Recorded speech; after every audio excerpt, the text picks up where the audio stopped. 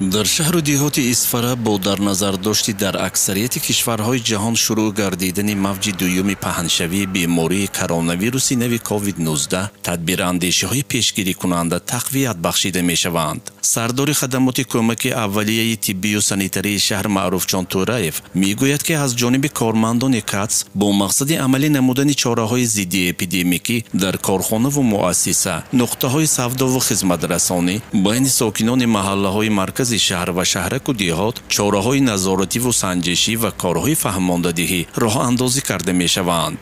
با مقصد پیشگیری انتقال و پهنشوی بیماری سرایتی مخصوصا کرونا ویروسی نو کووید 19 از طرف کارمندان مؤسسه یعنی کمک اولیه طبی سانیتری شهر اسفره همه‌روزه گذراندن گردش‌های دربدر پرزور کرده شده، بردن کارهای فهماندهی بین اهالی به راه مانده شده است.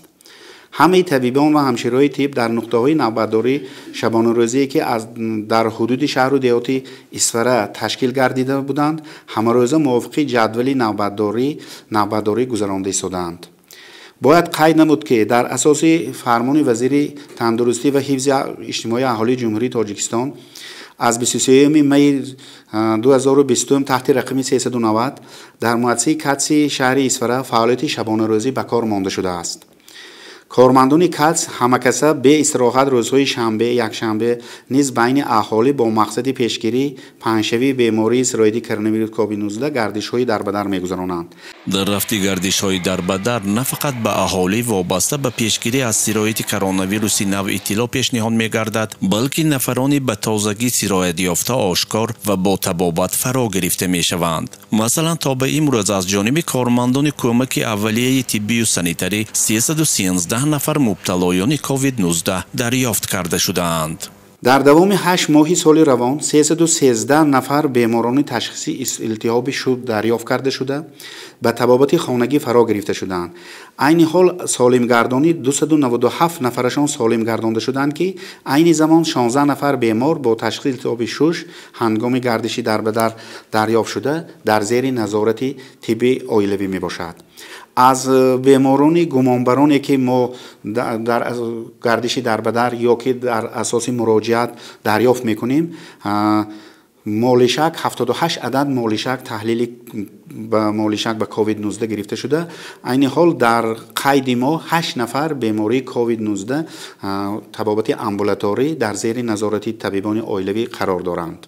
با اندیشه سردکتر مرکز سلامتی در شهر اسفره مشکلات اساسی به امروز این نارسایی دکتران عائلوی می باشد. الان تنها از 30 منطقه حدود مرکز شهر به 13 عدد دکتران عائلوی نمی رسند. اما هم آهنگی خوب فعالیت خدمات کمک اولیه طبی و سانیتری با خدمات گاسپیتالی و مرکز نظارت دولتی سانیتری اپیدمیولوژی امکان فراهم آورده است تا این نارسایی در راه مبارزه با کووید 19 مانع ایجاد نکند.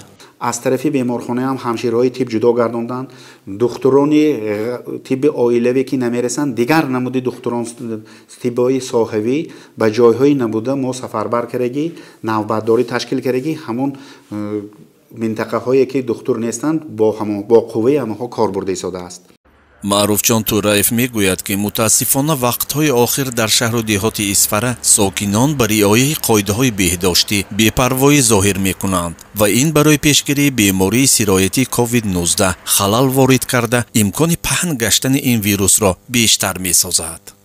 در جایهای جمعیتی که سیراده مثلا نقلیات مسافرکش، جایهای آشخانه های و منین طرفخانه ها یا که بازارها رژیم نقاببندی به فایزی پست. من از همین فرصت استفاده برده همین گفتنی هم که همین اقلا 3 چیز عادیه که گیگین شخصی، یکم نقاب بستن، دوم دستان تازه کرده همین اسبای گیگین شخصی شدن و سوم فاصله بین آدمان را نگاه دارن. این یکی از بهترین پیشگیری بیماری کرونا ویروس می باشد.